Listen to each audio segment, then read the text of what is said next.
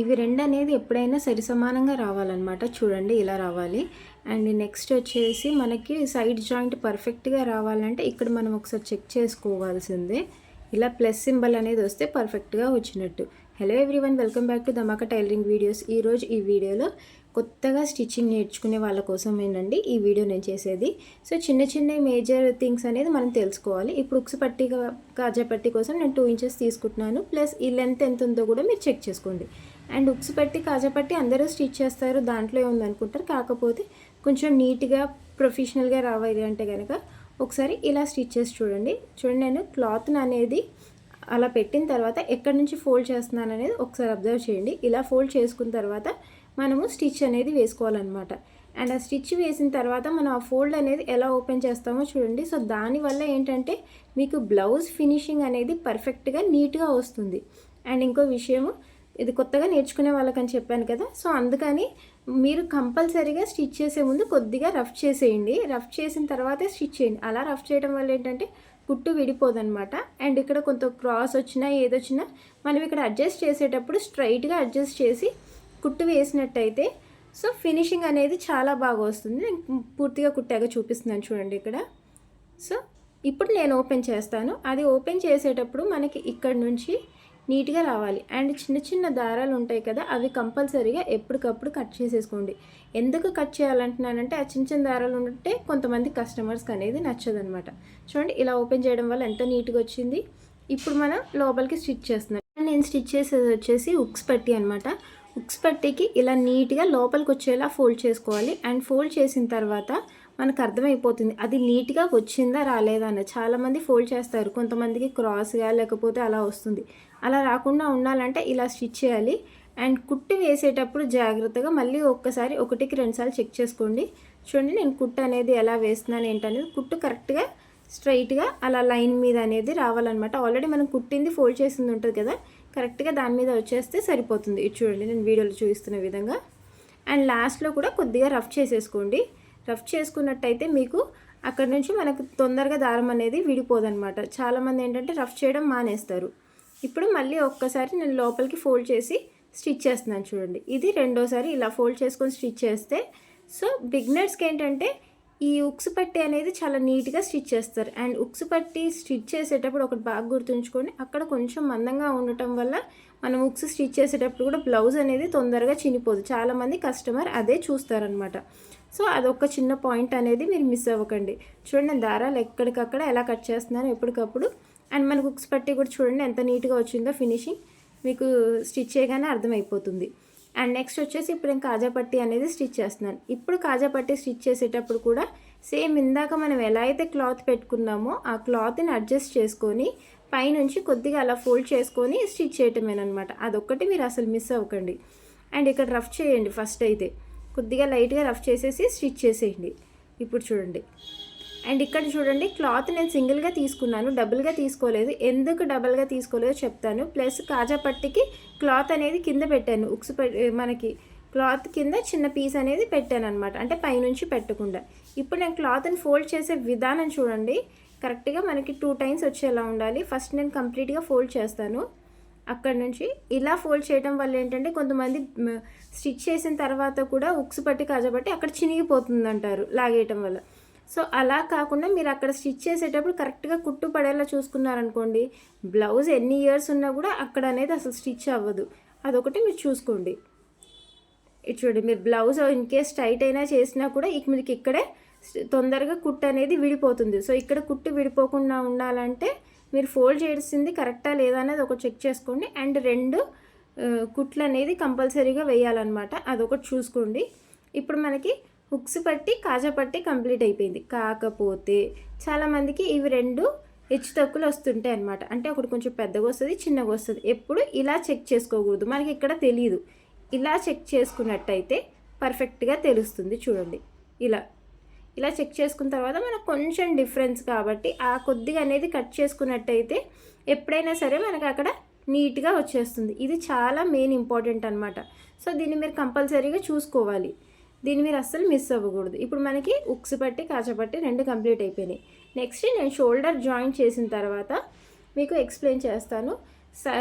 మనం సైడ్కి ప్లస్ ఎలా రావాలి, ప్లస్ హ్యాండ్స్ దగ్గర కూడా మనకి చాలామంది ఏంటంటే కట్ అనేది అక్కడ కరెక్ట్గా రావట్లేదు అనమాట. క్లాత్ సరిపోనప్పుడు ఎలా అడ్జస్ట్ చేసుకోవాలి ఏంటనేది ఇప్పుడు నేను షోల్డర్ అనేది జాయిన్ చేస్తున్నాను చూడండి. అండ్ షోల్డర్ జాయిన్ చేసేటప్పుడు ముఖ్యంగా గుర్తుంచుకోవాల్సింది ఏంటంటే మనం 1/2 ఇంచ్ వరకే తీసుకుంటాం కదా పైన ఖర్చు కోసం. ఎగ్జాక్ట్గా ఆ 1/2 ఇంచే పెట్టుకోవాలి, అంతకంటే ఎక్కువ తీసుకోకూడదు అనమాట. చాలామంది ఏంటి మనం డ్రా చేసుకునేటప్పుడు 1/2 ఇంచ్ చేసేస్తారు. బిగినర్స్ అండి నేను చెప్పేది మిస్టేక్ చేసేది. అక్కడ ఎక్స్ట్రా 1 ఇంచ్ లేకపోతే 7.5 ఇంచెస్ తీసుకుంటారు, అప్పుడు రాంగ్ వస్తుంది. ఇప్పుడు నేను షోల్డర్ జాయిన్ చేసిన తర్వాత ఏం చేస్తున్నాను, 2 అడ్జస్ట్ చేసుకొని ఏది హెచ్చు తక్కువలు వచ్చిందా అనేది చూసుకుంటున్నాను. మనకి ఏది ఎక్కువ తక్కువ ఉందో అవి 2 చూసుకొని అప్పుడు కొద్దిగా క్రాస్ అనేది ఇలా కట్ చేసేసుకుంటే సరిపోతుంది. ఇది చూడండి ఎంత నీట్గా వచ్చేసిందో. ఇప్పుడు మీరు చెక్ చేసుకోండి 2 సరి సమానంగా ఉన్నాయా లేదా అన్నది. కంపల్సరీగా ఫ్రంట్ పార్ట్ బ్యాక్ పార్ట్ అనేది సరి సమానంగా ఉందో లేదో మనం చూసుకోవాలన్నమాట. చూసుకొని అప్పుడు కొద్దిగా కట్ చేస్తే సరిపోతుంది. ఇది చూడండి నాకు ఎక్కడైతే క్రాస్ అనిపిస్తుందో నేను అక్కడ కొద్దిగా కట్ చేసేస్తున్నాను. ఇక్కడ ఇదిగోండి ఇక్కడ అనేది మనకు కొంచెం స్లైడ్గా క్రాస్ అనిపిస్తుంది. ఇప్పుడు మనం కట్ చేసుకున్న తర్వాత 2 సైడ్స్ కూడా సేమ్ స్టిచ్ చేసిన తర్వాత ఎక్కడైతే డిఫరెన్స్ ఉంటుందో అక్కడ కట్ చేసేసుకుంటే సరిపోతుంది. ఇప్పుడు చెక్ చేయండి మనకి 2 కరెక్ట్గా వచ్చాయా లేదా అన్నది. ఇవి రెండు మీరు ఎలా చెక్ చేసుకోవాలి, మనం ఇలా పట్టుకొని చూసుకోవటమేనమాట. అంటే ఇవి మనం కొంచెం ఎక్స్పెండ్ చేసి చూస్తే 2 కరెక్ట్గా ఉన్నాయా లేదా అన్నది మనకు అర్థమైపోతుంది. ఇవి 2 కరెక్ట్గా ఉన్నాయంటే కనుక మనకి సైడ్స్లో ప్లస్ సింబల్ అనేది తప్పకుండా వస్తుంది. అండ్ ఇంకో విషయం, హ్యాండ్స్ జాయిన్ చేసేటప్పుడు చూడండి నాకు కొంచెం క్లాత్ అనేది తగ్గింది. దాన్ని నేను ఎలా అడ్జస్ట్ చేస్తున్నానా అన్నది, క్లాత్ ఎలా తీసుకున్నాను ఎలా అడ్జస్ట్ చేశాను అన్నది ఇక్కడ చూడండి కొంచెం డిఫరెంట్గా ఉంటుంది. అంటే నాకు క్రాస్ అనేది తక్కువ వచ్చింది, నేను క్లాత్ తీసుకున్నాను, మనకి ఇది అనేది సరిపోవట్లేదు అనమాట. సో అది కరెక్ట్గా సరిపోవాలన్నా అది ఎలా స్టిచ్ చేయాలి ఏంటనేది క్లియర్గా ఎక్స్ప్లెయిన్ చేస్తాను చూడండి. ఫస్ట్ అయితే ఎప్పుడైనా సరే 2వ కుట్టు పైనుంచి వేసుకోవాలి, అదొకటి మర్చిపోమాకండి. 2 సైడ్స్ నేను సేమ్ ఎంతైతే క్లాత్ తీసుకున్నానో అంతే క్లాత్ తీసుకొని కుట్టు అనేది వేసుకుంటున్నాను. ఇది చూడండి సేమ్ అలానే ఇంకొకటి కూడా ఇలా వేసేసుకుంటే సరిపోతుందన్నమాట. ఇప్పుడు నేను క్రాస్గా ఎలా వచ్చింది ఏంటనేది కట్ చేసుకుంటాను చూడండి. కట్ చేసిన తర్వాత నాకు ఇక్కడ క్లాత్ అనేది సరిపోదు, దానికంటే ముందు ఇది మనకి కరెక్ట్గా సరిపోతుందా లేదా ఎలా చెక్ చేసుకోవాలనేది మీకు ఎక్స్ప్లెయిన్ చేస్తాను. ఇక్కడ నుంచి ఇక్కడికి ఒకసారి చెక్ చేసుకోండి మనకి ఎంత వచ్చింది. నాకు ఇక్కడ టోటల్ 9.5 ఇంచెస్ కంటే కొంచెం వచ్చింది. సో 9.5 ఇంచెస్ అనేది పెట్టుకోండి. అండ్ మనకి ఈ ఆర్మ్ రౌండ్ కూడా ఎంత ఉందో కూడా ఒకసారి కొలుచుకోండి. అలా కొలుచుకోవడం వల్ల మనకి ఈ ప్లస్ సింబల్ రావడానికి ఇది ఒక పెద్ద ప్లస్ పాయింట్ అనమాట. చూడండి ఇక్కడ నుంచి కూడా నేను అలానే చెక్ చేసుకున్నాను. ఈ ఆర్మ్ రౌండ్ నాకు 9.5 వరకు వచ్చింది. సో ఇప్పుడు మళ్ళీ ఒక్కసారి చెక్ చేసుకోండి కరెక్ట్గా ఉందా లేదా అన్నది. అలా ఎందుకు 2 సార్లు చెక్ చేసుకోవడం అంటే బిగినర్స్ కంపల్సరీగా 1కి 2 సార్లు అనేది చెక్ చేసుకోవాలి. 9.5 వరకు వచ్చింది. అండ్ నాకు కింద హ్యాండ్ రౌండ్ వచ్చేసి 6.5 ఇంచెస్ తీసుకుంటున్నాను. ఖర్చు కోసం ఎక్స్ట్రా తీసుకుంటాను అనమాట 1 ఇంచ్. సో అలా క్రాస్గా నేను కట్ చేసేస్తున్నాను చూడండి. ఆ 1 ఇంచ్ ఎక్స్ట్రా తీసుకున్న దగ్గర నుంచి అలా క్రాస్గా కట్ చేసేస్తే మీకు హ్యాండ్స్ అనేది పర్ఫెక్ట్గా కటింగ్ అవుతాయి. అయితే ఇక్కడ ఇంకొక విషయం అండి, మన క్లాత్ అనేది అటువైపు సరిపోవట్లేదు చూడండి. నేను ఎక్కడైతే ఎక్స్ట్రా పీస్ తీసుకుంటున్నానో నాకు ఇక్కడ క్లాత్ అనేది తగ్గింది. అలా క్లాత్ తగ్గినప్పుడు మనం ఏం చేయాలంటే ఫస్ట్ అలా డ్రా చేసుకొని దానికంటే ఎక్స్ట్రా ఒక 1/2 ఇంచ్ తీసుకొని మనం రివర్స్లో పెట్టి స్టిచ్ చేయాలి. ఇప్పుడు నేను వీడియోలో చూపిస్తాను చూడండి. ఇలా రివర్స్లో పెట్టి స్టిచ్ చేసి అక్కడ అడ్జస్ట్ చేసినట్టయితే మనకి పర్ఫెక్ట్గా వస్తుందన్నమాట. ఒక్కోసారి మనకి కస్టమర్స్ ఏంటంటే తక్కువ క్లాత్ ఇస్తారు.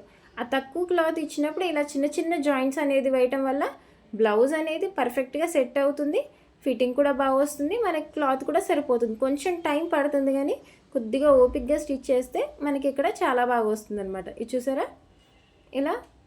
ఇప్పుడు మనం ఏం చేయాలి, 2 సమానంగా వచ్చినాయి కాబట్టి ఈ 2 హ్యాండ్స్ అనేది కట్ చేసుకోవాలి. హ్యాండ్స్ కట్ చేసుకొని రెడీ చేసుకున్న తర్వాత అండ్ ఇంకో విషయం, హ్యాండ్కి అనేది కరెక్ట్గా ఫోల్డ్ చేసుకొని ఫ్రంట్ పార్ట్కి మనం ఆల్రెడీ ఒక చిన్న డాట్ అనేది పెట్టుకుంటాం లోతు తీసుకుంది, అది చెక్ చేసుకొని మిడిల్లో కూడా ఒక డాట్ పెట్టుకోవాలి. అది మనం కట్ చేసిన కట్ ఉంటుంది కదా అది కరెక్ట్గా షోల్డర్ దగ్గర రావాలన్నమాట.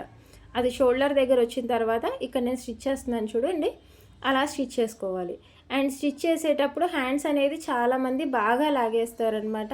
అలా కాకుండా మనం అడ్జస్ట్ చేస్తూ జాగ్రత్తగా ఇలా టర్న్ చేస్తూ ఫోల్డ్ చేస్తూ స్టిచ్ చేసినట్టయితే నీట్గా వచ్చేస్తుంది.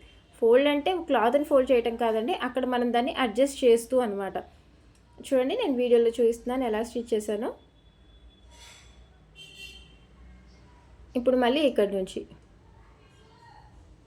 సేమ్ ఇంకో కుట్టు కూడా వేసుకోవాలి. అండ్ ఇంకో కుట్టు వేసేటప్పుడు ఒకటి బాగా గమనించండి, మీరు కింద క్లాత్ అనేది హ్యాండ్స్ క్లాత్ అందులో రాకుండా ఉండాలంటే కరెక్ట్గా వేయాలన్నమాట. అదొకటి చూసుకోండి. ఇప్పుడు నేను వీడియోలో చూసినా నాకు కొంచెం క్లాత్ అనేది క్రాస్గా వచ్చింది. సో అలాంటప్పుడు మనం వెంటనే ఇప్పు తీసుకొని మళ్ళీ ఇంకో కుట్టు అనేది పర్ఫెక్ట్గా వేసుకోవాలన్నమాట. అండ్ కంపల్సరీగా హ్యాండ్స్కి మొత్తం 2 కుట్లు అనేది రావాలండి, అదొకటి మీరు మిస్ కాకండి.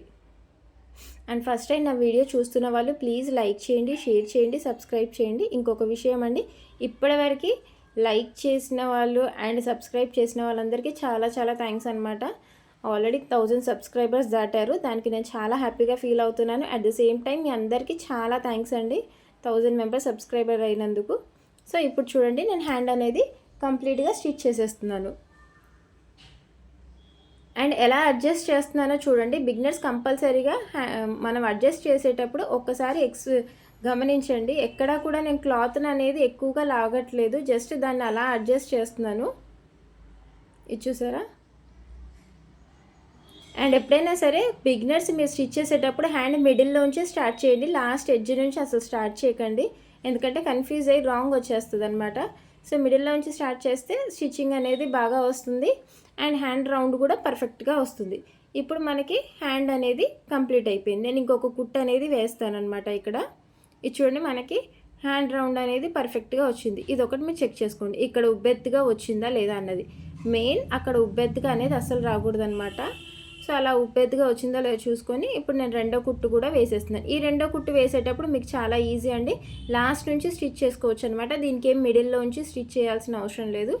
అండ్ స్టిచ్ చేసేటప్పుడు ఆ కర్వ్ అనేది ఎలా తిరుగుతుందో ఒకసారి చూసుకోండి.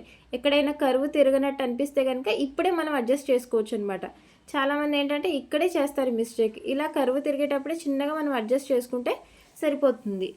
ఇది చూడండి ఇప్పుడు నాకు హ్యాండ్స్ అనేది ఇది అయిపోయింది. ఇప్పుడు నేను సైడ్ జాయింట్ అనేది వేస్తాను. ఈ సైడ్ జాయింట్ వేసేటప్పుడు ఒకసారి బాగా అబ్జర్వ్ చేయండి. నేను 2 వైపులా ఎలా వేస్తున్నాను ఏంటనేది చూడండి.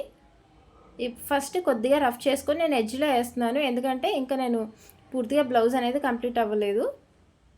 ఇలా లాస్ట్లో వేసిన తర్వాత ఇక్కడ నేను సైడ్ షేప్ బెల్ట్ని నడుం పట్టిని ఎలా అడ్జస్ట్ చేస్తున్నానో చూడండి. అడ్జస్ట్ చేసిన తర్వాత అలా స్ట్రైట్గా అనేది వచ్చేయాలన్నమాట మనకు కుట్టు.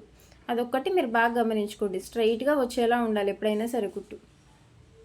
ఇది చూసారా. ఇప్పుడు మీరు చెక్ చేసుకోండి ప్లస్ సింబల్ వచ్చిందా లేదా. ఎందుకు ప్లస్ సింబల్ వచ్చింది, ఇప్పుడు ఆల్రెడీ ఇక్కడ మనకు ప్లస్ సింబల్ వచ్చింది. నేను మీకు క్లియర్గా కనపడటానికి చాక్ పీస్తో వేసి చూపిస్తాను. ఈ ప్లస్ సింబల్ రావడానికి రీజన్ ఏంటో మీకు అర్థమైంది కదా. మనం ఎప్పుడైనా సరే స్టిచ్చింగ్ చేసేటప్పుడు ఈ చిన్న చిన్న ట్రిక్స్ పాటించడం వల్ల మనకి బ్లౌజ్ అనేది పర్ఫెక్ట్గా వచ్చేస్తుంది. ఇక్కడ చూడండి ప్లస్ సింబల్ ఎంత బాగా వచ్చిందో. సో ఈ వీడియో కనుక మీ అందరికీ నచ్చినట్టయితే ప్లీజ్ లైక్ చేయండి, షేర్ చేయండి, సబ్స్క్రైబ్ చేయండి. Thanks for watching.